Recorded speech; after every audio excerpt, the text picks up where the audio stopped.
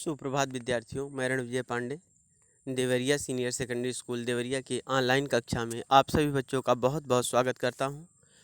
हम लोग व्याकरण शास्त्र के अंतर्गत जिसमें हम भाषा के नियमों की प्रणाली का ज्ञान प्राप्त करते हैं, वह वी प्लस आ प्लस क्री के योग से व्याकरण की संरचना हुई है, व्युत्पत्ति हुई है।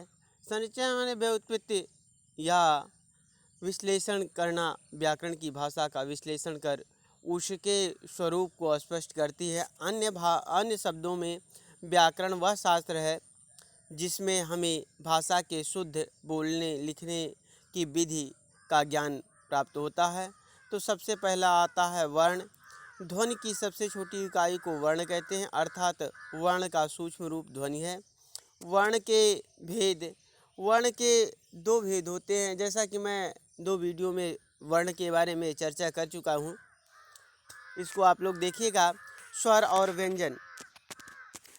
येषां वर्णानाम् उच्चारणं स्वतंत्रतया भवति ये स्वरा कथ्यते, अर्थात जो स्वयं अपनी सामर्थ्य से स्वयं बोले जाने वाले को स्वर कहते हैं। स्वर के 3 भेद होते हैं, ह्रस्व, दीर्घ और प्लुत या मिश्र स्वर कहा जाता है। यहाँ पर तो यहाँ देखेंगे ह्रस्व एते एक मात्राकालीन उच्चार्यमाण।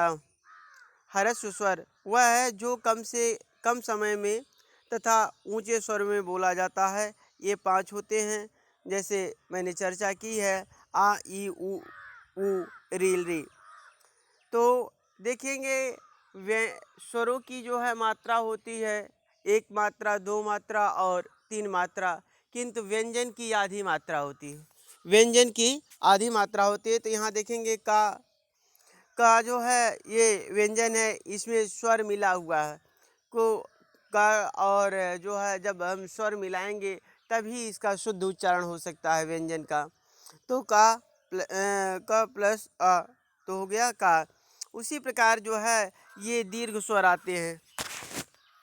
दीर्घ स्वर एते द्विमात्रिकाले उच्चार्यमाणम, जिन स्वरों का उच्चारण स्वर लंबा समय लगता है या उसे दीर्घ स्वर, जिनकी 2 मात्रा, जिनको उच्चारण करें, जिन स्वरों को बोलने में 2 मात्रा का समय लगता है, उन्हें जो है दीर्घ स्वर कहते हैं। जैसे दीर्घ आ ई उ री आदि जो है ये दीर्घ री, ये जो है आते हैं आपके ये दीर्घ स्वर।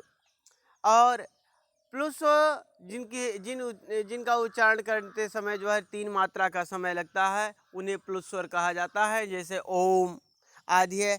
तो यहाँ एक मिश्रित स्वर कहा गया। मिश्रित स्वर जो 2 स्वर वर्णों के मेल से ही बनते हैं, ऐसे शब्द जो है वह मिश्रित। जिन स्वरों में ह्रस्व और दीर्घ का समय व स्वर लगता है इसे संधि भी कहते हैं। जैसे आ प्लस ई, ए का उच्चारण ए दीर्घ स्वर है, आ प्लस ई, ये जो है होगा आपका आ प्लस ई, ये हो जाएगा ए। तो ये क्या हो जाएगा, ये भी दीर्घ स्वर है। आगे देखेंगे आ प्लस उ, ये बनेगा ओ, का प्लस ओ, ये को बनेगा। अंक को अनुस्वार कहते हैं, आ को विसर्ग कहते हैं। अनुस्वार और विसर्ग का प्रयोग के अंत में किया जाता है, जैसे का प्लस अंग कम, का प्लस अह बराबर कह के रूप में लिखा जाता है। आगे जो है व्यंजन के बारे में हम लोग देखेंगे। व्यंजन किसे कहते हैं, तो कह रहे येषां वर्णानाम उच्चारणम, येषां वर्णानाम उच्चारणम स्वरेण सहायेन, जिन वर्णों का उच्चारण स्वर के सहायता से होता है वह जो है व्यंजन वर्ण कहलाते हैं। वे व्यंजन वर्ण कहलाते हैं। जैसे भवति ऐसा देखेंगे, यहाँ व्यंजन कथ्यते, जो स्वर की सहायता से बोले जाते हैं उसे व्यंजन कहते हैं। जैसे क प्लस अ, तो हो गया ये का। तो यहाँ देखेंगे कि व्यंजन के प्रकार येषां वर्णानाम् उच्चारणं स्वरेण सहायेन भवति ते व्यंजनानि कथ्यते। जो स्वरों की सहायता से बोले जाते हैं उसे व्यंजन कहते हैं। जैसे क प्लस अ तो हो गया का। व्यंजन मुख्यतः 3 प्रकार के होते हैं। व्यंजन मुख्यतः 3 प्रकार के होते हैं, जैसे स्पर्श व्यंजन, अंतस्थ व्यंजन और ऊष्म व्यंजन। स्पर्श व्यंजन जिन वर्णों के उच्चारण में हमारी जिह्वा, कंठ, ताल, मूर्धा आदि स्वर तंत्रियों का स्पर्श करती हैं। मतलब कहने का आशय है, जिन वर्णों के उच्चारण करते समय हमारी स्वर तंत्र जो है उनका स्पर्श करती हैं, वह स्पर्श व्यंजन होते हैं। स्पर्श करना, टच करना, छूना। तो यहाँ देखेंगे, जैसे यहाँ संस्कृत में है पंचवर्गानां पंचविंशति व्यंजनानि वर्गीय व्यंजनानि कथ्यते। अर्थात स्पर्श व्यंजनों की संख्या 25 होती है।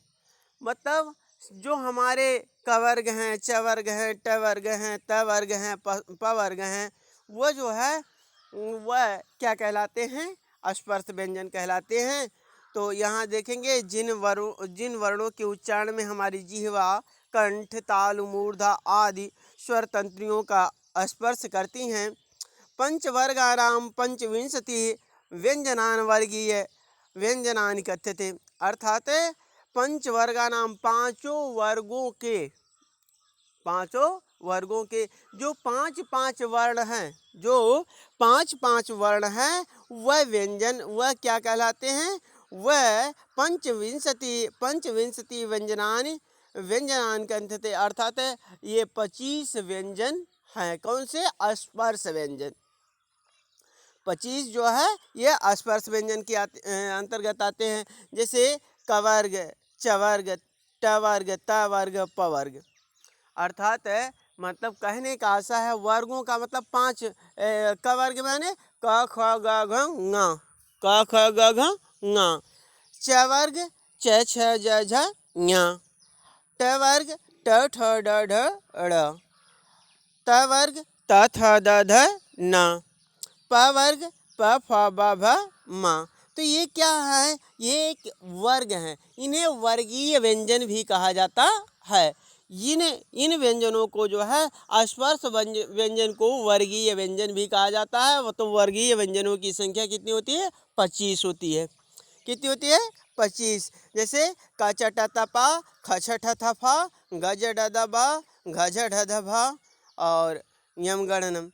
ठीक है। तो ये जो है ये आपके क च ट त प, ख छ ठ थ फ, ग ज ड द भ, ग ज ड द ब, घ झ ढ ध भ और य